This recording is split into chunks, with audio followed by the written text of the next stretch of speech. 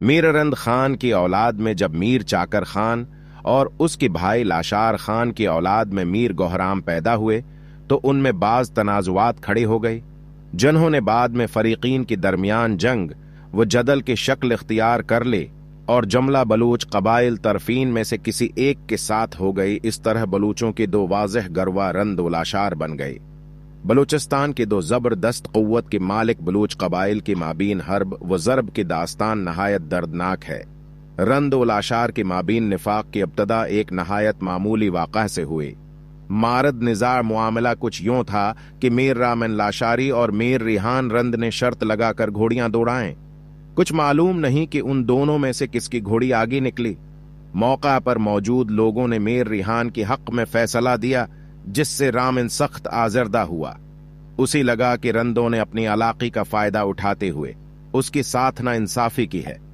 وہ خفا ہو کر سے لوٹا اور راستے میں گوہر نامی عورت جو میر چاکر خان رند کی باہوٹ تھی، اس کی اونٹوں کو زخمی کیا اور کچھ کو مار ڈالا۔ بلوچی غیرت و حمیت کا تقاضا یہی تھا کہ زیر پناہ عورت کی عزت و ناموس اور مال و اسباب کا خاطر خواہ تحفظ کیا جائے۔ اس روایتی تمہیں سالہ جنگ سے متعلق ماسوائے شابی اساطیر کوئی دوسرا ماخذ نہیں، اور پھر شابی اساطیر میں بھی اس قدر اختلاف ہے کہ کسی ایک متن پر اعتبار نہیں کیا جا سکتا، اور نہ مختلف متنوں سے کوئی تاریخ و ترتیب ممکن ہے۔ صرف عام واقعات کا بیان ملتا ہے جس کی بنیاد پر کوئی قطعی فیصلہ نہیں کیا جا سکتا۔ مزید کہ اس جنگ میں کتنے جھڑپیں ہوئیں اور کتنے بار باضابطہ لشکر کشے ہوئے۔ اگرچہ کچھ مورخین جیسے کہ اخوند زادہ محمد صدیق اور مظہر علی خان لاشارے کے مطابق یہ جنگیں 25 مار لڑے گئے، جن میں سے 10 لاشاریوں نے جیتیں اور 15 میں رند سردار کو فتح حاصل ہوئے۔ میرگل خان نصیر ایک موقع پر لکھتے ہیں کہ رند اور لاشار کے درمیان طویل خانہ جنگی جوتیں سال تک جاری رہے، بظاہر حسین اور مالدار گوہر جتنے کی رقابت میں شروع ہوئے، جو میر گوہرام لاشاری سے ناراض ہو کر میر چاکر خان رند کی پناہ میں آ گئی تھی، اور گھوڑ دوڑ کی واقعہ سے مشتعل لاشاری نوجوانوں نے رامین لاشاری کی سرکردگی میں جس کی اونٹنیوں کی بچوں کو ذبح کر ڈالا تھا۔ بظاہر یہ واقعہ اس طویل خانہ جنگی کا باعث ہوا جس میں طرفین کے ہزاروں نوجوان ہلاک اور سیوی کا قلعہ ویران ہو گیا، لیکن اگر غور سے دیکھا جائے تو اس لڑائی کی بنیاد اسی دن پڑی جس دن میر گوہرام لاشاری نے میر چاکر خان رند کو اپنا سردار ماننے سے انکار کیا۔ روایات سے معلوم ہوتا ہے کہ اس واقعہ قبل میر شیخ رند و لاشار کا متفقہ سردار تھا، مگر لاشاریوں نے اس کی بیٹی میر چاکر کو اپنا سردار ماننے سے انکار کیا اور میر گوہرام کے سر پر اپنی سرداری کی پگڑی باندھا کر رند کی پہلو اتحاد سے جدا ہوئی لاشاریوں کی یہ حرکت یقیناً میر چاکر اور اس کی قبلہ رند کو ناگوار گزری۔ اسی دن سے ان کے درمیان بغض و انتقام کے جذبات پرورش پانا شروع ہوئے تا آنکھ گوہر جتنے اور گھوڑ دوڑ کی واقعات نے اس پر تیل کا کام کیا، اور تمہیں سالہ خانہ جنگی کی آگ بھڑک اٹھی، جس کا نتیجہ فریقین کے نیم جان ہو کر بلوچستان سے ہجرت کرنے کی صورت میں نکلا۔ رند و لاشار قبائل کی آخری فیصلہ کن جنگ 1815 میں ہوئے۔ اس جنگ میں میر چاکر خان نے سما اور بھٹو قبائل کے متحدہ محاذ کو شکست دے کر لاشار پر کامل فتح حاصل کر لی۔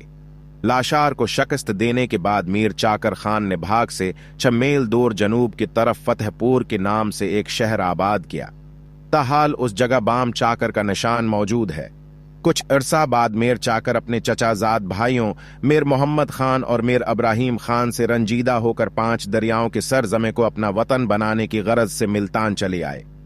وقت کو چیدن از کچھے یہ کہ نائب خود سیوی دوم در شوران سوم نائب مستی مندو در قلات مقرر نمودہ رفت حبود، یعنی میر چاکر خان نے کچھی سے روانہ ہونے سے قبل اپنی مقبوضات کو مندرجہ ذیل 3 حصوں میں تقسیم کیا۔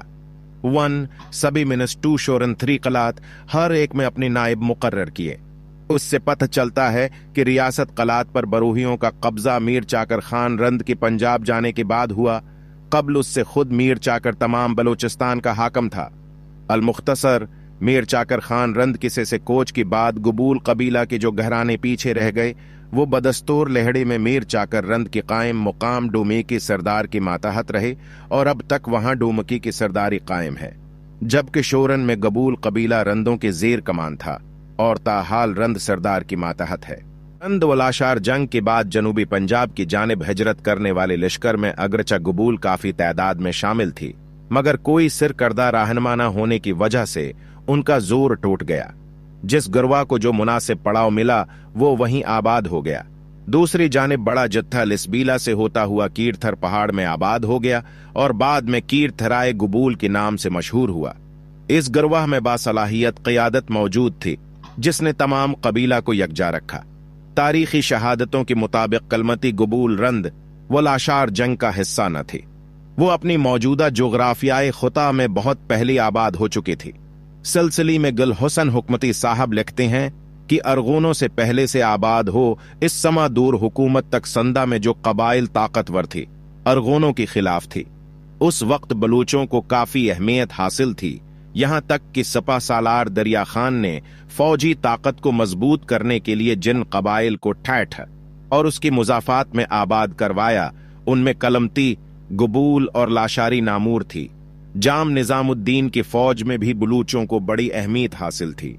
मगलिया दूर हुकूमत में कलमती गबूल हब बलूचिस्तान से लेकर कीटी बंदर तक ताकतूर थी। जब मगलों ने रन कुछ के मुकाम पर पुर्तगाली अफवाज को शिकस्त दी तो उनको हुकमती कबीली से खतरा लाहिक हो गया। अकबर बादशाह ने इलमतियों की ताकत को तोड़ने के लिए ताकतूर इलाकाए बलूच सरदारों से इलमतियों को अपने मातहत करने की साजिशें के जो नाकाम हुए। उस वक्त कलमती गबूलों समेत कलमती कबीले के पास 20,000 से जायद जंगी नफरी थी। अकबर बादशाह ने जब हर तरीका आजमा की देख लिया तो उसने बलोचों के साथ अपनी रोश को तब्दील किया। 1640 में उन्हें चुकन में जागीर अता की और अपनी फौज में शामिल करके साहली इलाकों पर हिफाजत के लिए मामूर कर दिया। इसी तरह और नगजीब आलमगीर ने उन्हें मीरपुर साकरो वाले जागीर अता की जोता हाल कलमती गबूलों के पास है। उस दौर में कलमती कबीले ने दूसरी बलूच कबाइल के साथ, जिनमें लाशारी कबीला काबिल जिक्र है, शाह बंदर से हब तक बलूच इतिहाद कायम किया, जो इतना ताकतवर था कि उन्होंने एक दूर में समंदर और पहाड़ों पर हुकूमत की।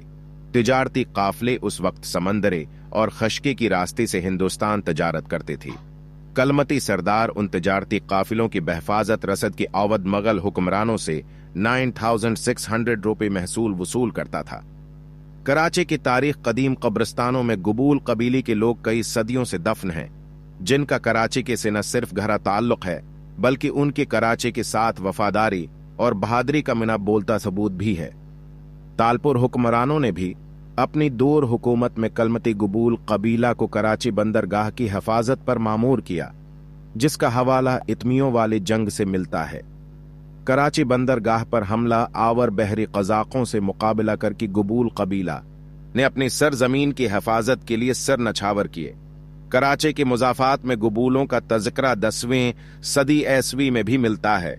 संदा के समा खानदान की दूर हुकूमत में जो 1393 में बरसर इक़्तिदार आया, कलमती और नगाहड़ा कबीले की जंग का अहवाल मिलता है, जबकि इल्मती गबूल हर जंग में कलमती बलोचों की हलीफ नजर आते हैं।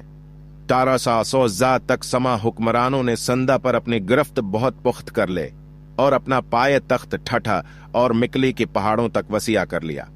ठठ चौंके एक साहली इलाका था, लिहाजा समा हुक्मरान अरगून और तरखान हमला आवरों की आगी नबरद आजमा न हो सकी। उन हमला आवरों ने समा हुक्मरानों और उनकी हलीफों से जंगें की। गबूल कबीला उस वक्त मलीर से मीरपुर साकरो तक आबाद था। 1519 में अरगून और तरखान मंगूल बरसर इक़्तिदार आए, जिनके खिलाफ कलमती गबूलों की होने वाली जंगे बलूच रज़मिया तारीख का हिस्सा बन गईं। 1540 में संदा के बलूच अमीरों ने मगलों के साथ मिलकर अरगून और तरखान मंगूल हुक्मरानों को शिकस्त दी। उस दौर में गबूल कलमती जो कहिया और बरफत कबाइल ताकतवर थी, जो लिस्बीला, कोहिस्तान, मंगो पीर, कराची, मलीर, मीरपुर साकरो और हुब में आबाद थी। ये कबाइल मगलों के खिलाफ भी मार की आरा रही, जिसके नतीजे में उनकी जागीरात को जब्त कर लिया गया। बाद में मगलों ने बलूचों की जवाबी हुकमत अमली तंग से आकर जागीरों को न सिर्फ बहाल किया बल्कि ज्यादा मुराआत से नवाजा और उन्हीं को सरहदों की हिफाजत सोनब दी।